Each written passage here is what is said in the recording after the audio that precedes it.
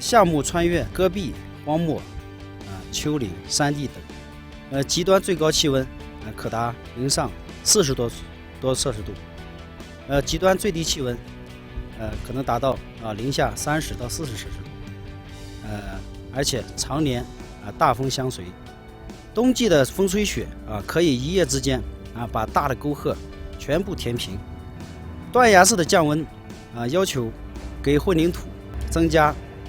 电热毯，用棉被给其保温。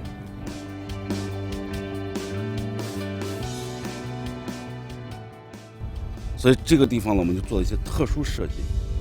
在这个戈壁沙漠里边做了这么一个3层立交。现在呢，结果是我们的铁路在上，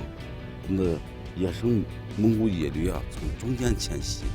我们的高速公路在下。这样的话呢，将来这个当地这个蒙古野驴鹅猴羚马鹿每种动物都有自己的迁徙通道，保证呢我们的野生动物和我们的通道共存。